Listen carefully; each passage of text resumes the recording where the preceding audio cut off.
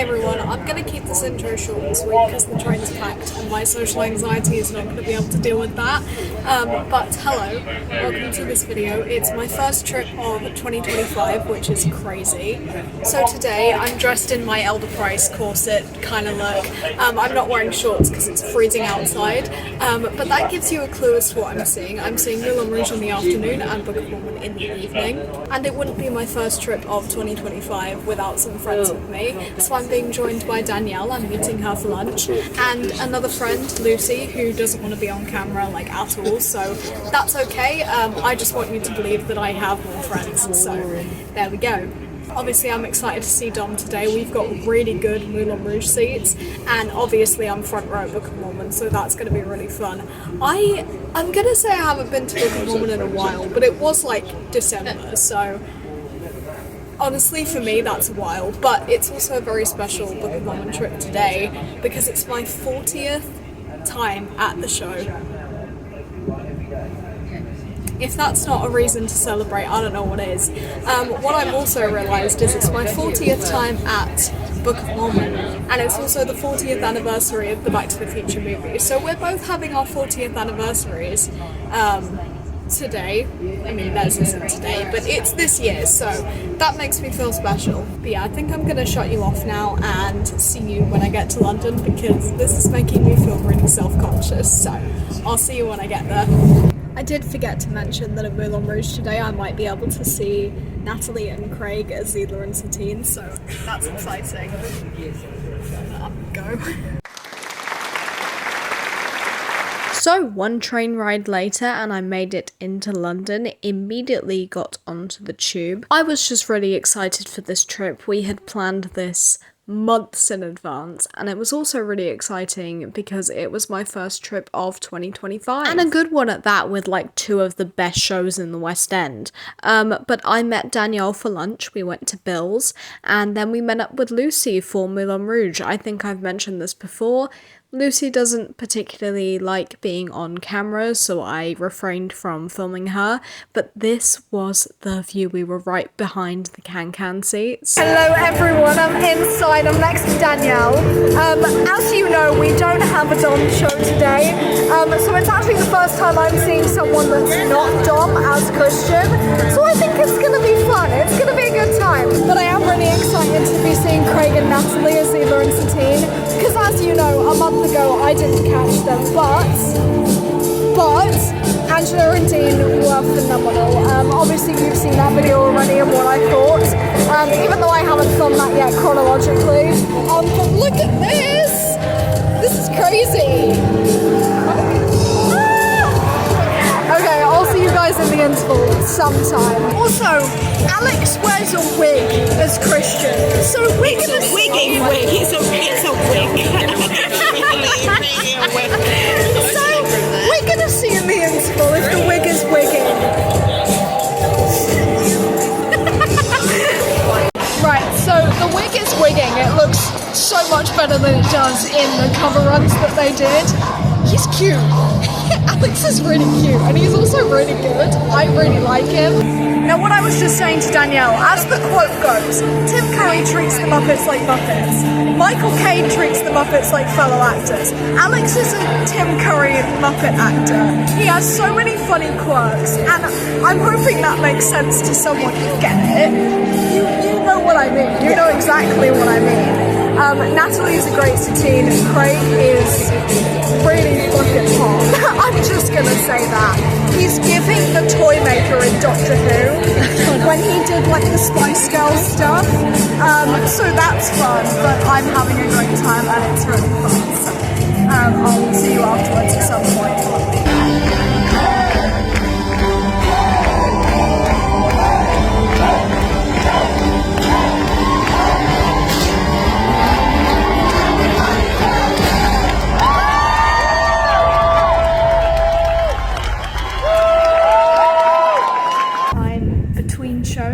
I've just checked into my hostel.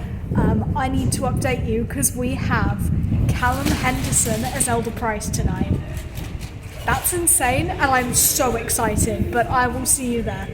I've made it to Mormon. Now I gotta find Danielle and Lucy. So as you already know, we've got Callum Henderson as Elder Price, which I'm so excited about. He has confirmed dates and I am going to go to them, but the fact that he's on tonight is epic. We've also got Colin, Connor, Paige. Paige Miller is actually back from maternity leave, which I'm really excited about because she's phenomenal and she's so lovely. I can't wait. It feels like I haven't been here for ages. I think that's because it's been the new year and, you know, everything's sort of reset, you know, but it is my 40th time at the show, so woo! I'm not going to do that again. There is literally a crowd of people in front of me and I hate that so much, but I'm going to sit down, enjoy one of my favourite shows, and I will catch you later. So this was my lovely seat for Book of Mormon. Way to kick it off in the front row at A32. So either I have some kind of curse or some kind of blessing, but somehow most of the times that I have seen this show, well maybe not most, but like it feels like most because of how many times I've seen him, Joseph Davenport is sometimes just... He's always on whenever I go, it's crazy. He's covering Jack, which is a shame because I did have art for Jack, but I don't have a printer right now, so actually I don't have it with me. So honestly that makes me feel a little bit better. We've got Stephen Rowley covering Elder Young. It's actually the first time I've seen him as Elder Young, which is fun. And Callum, he is absolutely amazing. Like one of my friends said, he reminds me of Ben's Elder Price, which is just really fun. I miss Ben, I really miss Ben, but Callum, it's really nice to see him.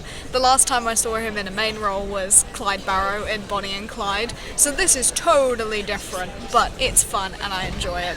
I'm gonna get back to you afterwards, maybe tomorrow.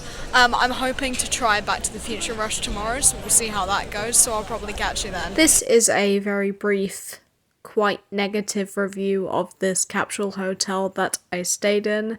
It was cozy, it was nice, but there was a bar downstairs and it was like a club and all you could hear all night was like bass boosted music, so it wasn't great, but I made up for it by going to the Breakfast Club, as you just saw, one of my favourite breakfast places in London that I did find out on this trip. Dom Simpson actually frequents it quite a bit. So I tried Rush for a couple shows. Back to the Future was the top of the list. I walked past the Kit Kat Club where Cabaret is, and then I sat down to have a coffee. Now I was going to go to Waterstones, as you see, but their cafe upstairs was very unfortunately closed. So I took my book over to Pret. I'm reading Cabin at the End of the World. It is wonderful. Thank you, Colin Bernacle from the Book of Mormon, for the Instagram recommendation. And here you finally see what Sunday show I managed to get a Rush ticket for. For a Rush ticket, this is a banging seat for this show. I was so excited, but as you may see during the course of this video, things really go downhill. I was, however, successful at Stranger Things, so that's where I am now.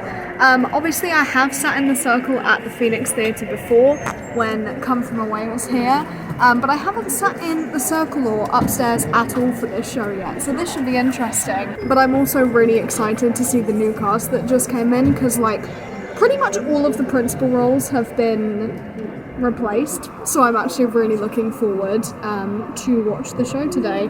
Danielle saw the show a couple weeks ago. She hadn't seen the original cast at all, but she did say this cast were really good and she really enjoyed them, so that makes me even more excited. But I'm going to go to my seat now, enjoy Act 1, and I'll catch you in the interval.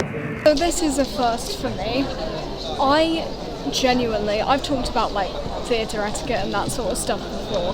This is the first time that it has pissed me off so much that I have asked someone if there's a free seat that I can move to, because I'm sorry, the people behind me were infuriating.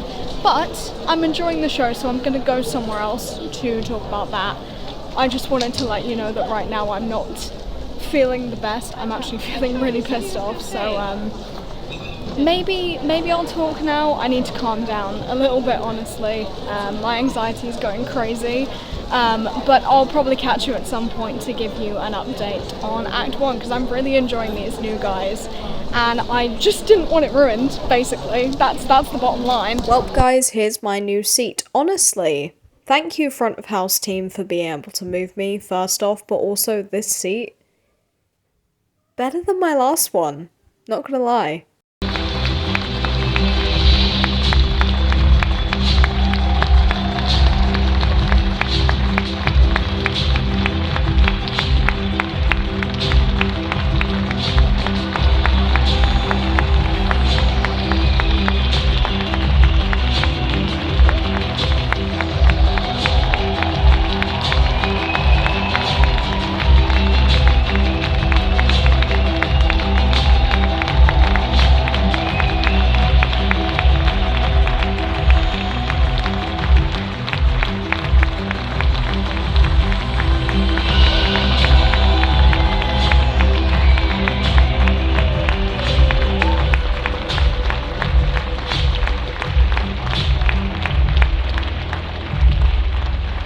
So, apologies for earlier. Act 2 was phenomenal and my seat was so much better. I do apologise because I was very overwhelmed and I did cry. I will admit that because that is the worst theatre etiquette that I have ever experienced. I will be 100% honest with that. It was horrible. I just met some of the cast. They're absolutely lovely and they're so talented. They all bring their own little quirks to it, which I think is so fun. I will obviously talk more later in the video and give my review on the new cast because I think they're fantastic and I cannot wait to come again. But for now, I'm gonna chill out, I'm gonna go home, I'm gonna eat, and I'll see you at some point. No promises that it will be soon, but I'll see you. Hey guys, so I know the end of this video has been extremely long anticipated, especially for me. It has been 3 months since I filmed that video. I know that sounds really bad, and it is, and I know it is. And the more I go to shows this year and the more I start to pick up my pace, I'm going to try and be better at this. Now today, obviously I want to talk about Callum Henderson as Elder Price, who I have seen once again since, which you will see in the next video. He's an absolute treat. I will also be talking about Mr. Craig Ryder as Harold Ziedler. I will also be talking about finally seeing Natalie as Satine. And how could we forget third cover Christian Alex Tranter, who surprised me, by the way. Me and Danielle and Lucy, all of us were in shock. He was amazing. The one thing I'm not going to do in this specific video is talk about Stranger Things and the new cast, and I know you were expecting it and I'm so sorry. I had a terrible time at that showing, and I know it was my time to see the new cast and get to know them and see their quirks, and they are amazing and each of them bring their own charm to the characters, and a lot of them embrace the show and who they're playing really well. I just can't talk about them. I have notes, I have a bunch of notes on them, but I don't know what it is. I just feel like I need to go again. Coincidentally, I'm going today and that's the video after next, so like I'll talk about them then for sure. And if I see someone covering tonight who I didn't see 3 months ago, I will go back and talk about them 3 months ago, because I have notes, like I said. I just don't know if I need to modify them a little bit or if I really got everything. I just got really distracted and overwhelmed, so I'm gonna give it a second chance and go tonight. I'm taking my brother. But for now, I'm filming about Moulin Rouge and Book of Mormon, so let's go. I'd like to start doing something that the Book of Mormon cast board fails to do, which is credit the proper ensemble members. That board never changes. The board with all the main characters and title roles, named roles, all up there. It's all listed, it's all clear.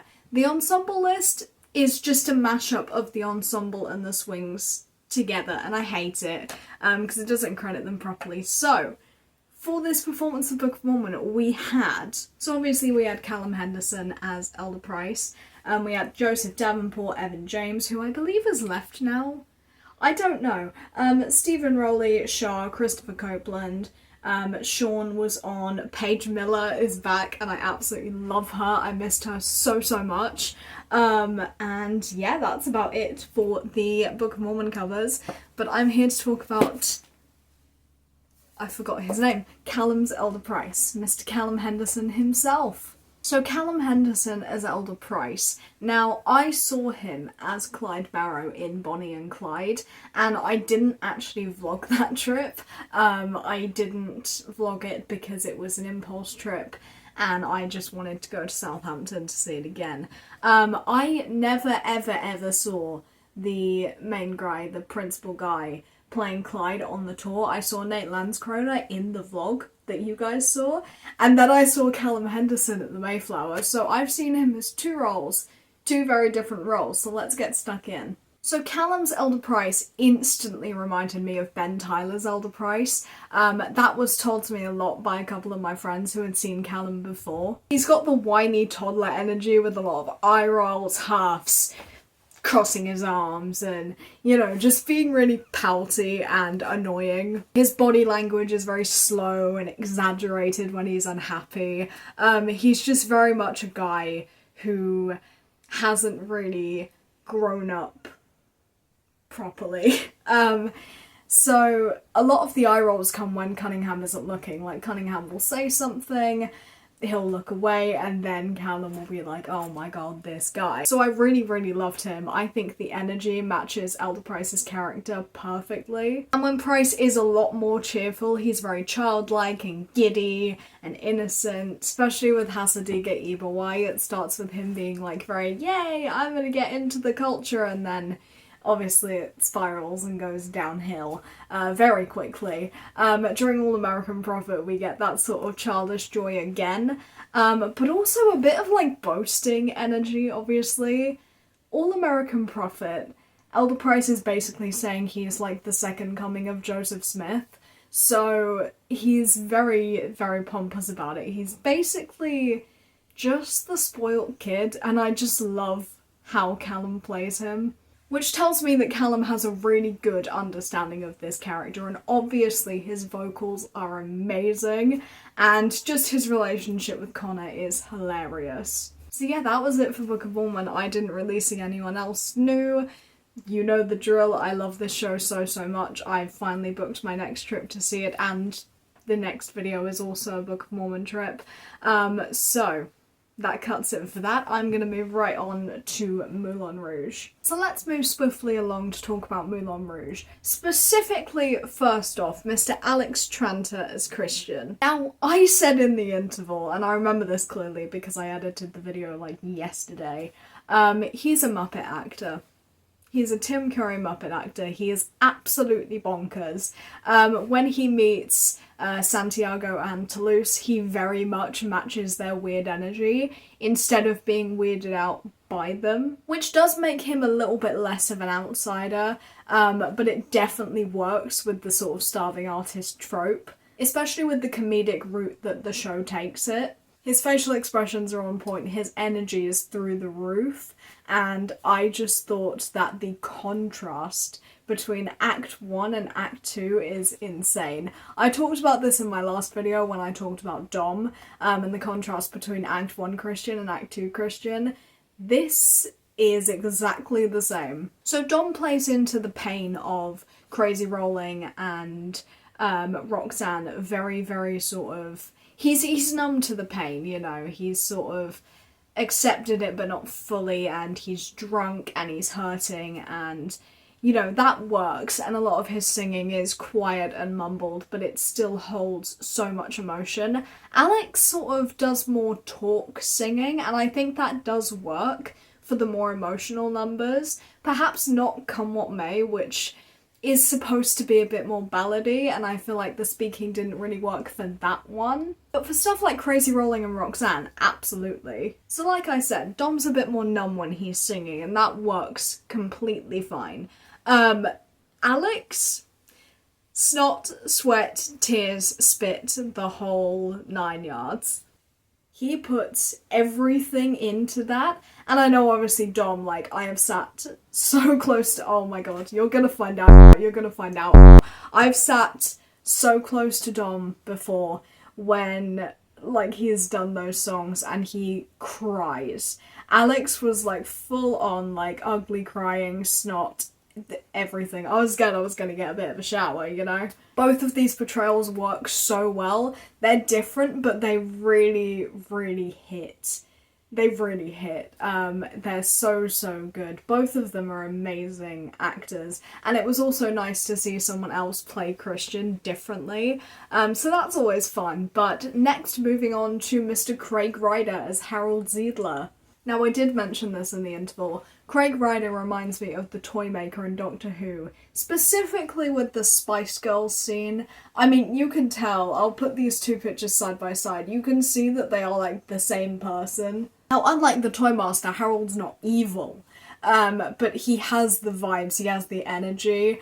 He's very silly and goofy, but it's not too much, you know, it's just enough. He definitely gets a lot of laughs out of me. And I think, because, like I said, he doesn't go over the top with the goofiness, his relationship with Satine, instead of being possessive of her, like, I can't remember his name, I think it was Matt Rixton, I only saw him, like, twice. It was the older guy who played, Harold. If I got his name wrong, even if I didn't, I'll put him here, just to tell you who it was. But instead of being possessive over her and the club, it feels like when he gets angry at her, he then regrets it immediately after. His relationship with Natalie on stage is fantastic. They really just act like they've got each other's backs and they're with each other till the end, which I absolutely love for those two. But Craig can yell. Craig can yell, and it is loud and it's terrifying, but it works so well. And the reason, you know, he gets so angry and regretful afterwards is because he knows the reality of the situation and he knows that he is powerless. But other than that, like, his vocals are fun, he is very sassy, he's very, you know, he's gay, man, so like, you know, you get it. You get the quirks that he has. His voice is very entertaining. His singing is great.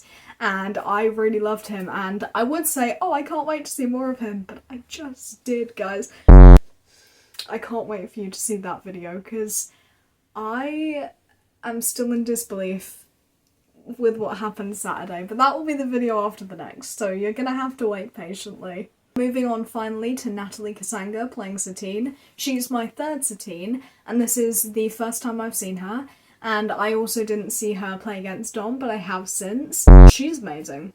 She's amazing. Every single Satine I have ever seen is so talented. All of those women are incredible. They're also just incredibly beautiful.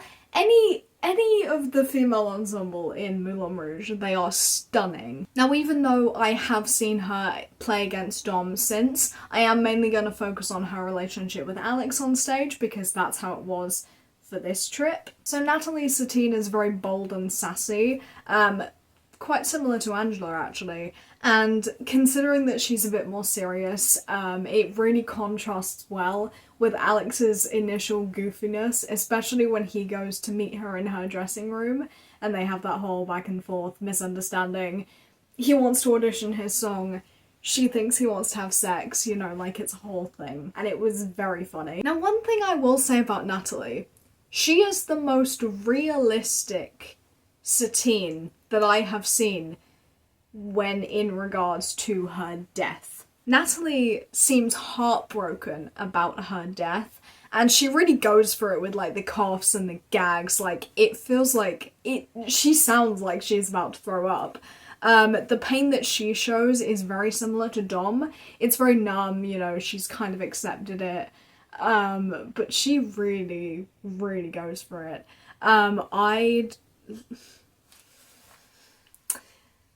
I've written in my notes that because they have a similar pain response, that I'd love to see Natalie and Dom side by side. Well, past Elliot, have I got something to tell you? Okay, I'm gonna ignore that in my notes. Okay, so with her initial numbness to the pain and the sort of acceptance that she is gone and that she doesn't want to hurt Christian anymore, she submits to the Duke a lot faster, but it's not her fault. Like, she's not doing it because she loves him, she's doing it to save Christian, but also, you know, she knows she's not going to be around much longer to be with the Duke. So it's a very sad story, but she was amazing. She's beautiful, her voice is incredible, and yeah, I can't wait to talk about her performing with Dom. But for now, that's actually going to be the end of the video because I've got to go in like half an hour to go see Stranger Things. And then in that video, I will get back to you about that cast. And I am really sorry again that those people ruined my time there. So, you know, hopefully I'll have a great time tonight. But I will see you in the next video where I am seeing Book of Mormon with my good friend Alicia. See you then.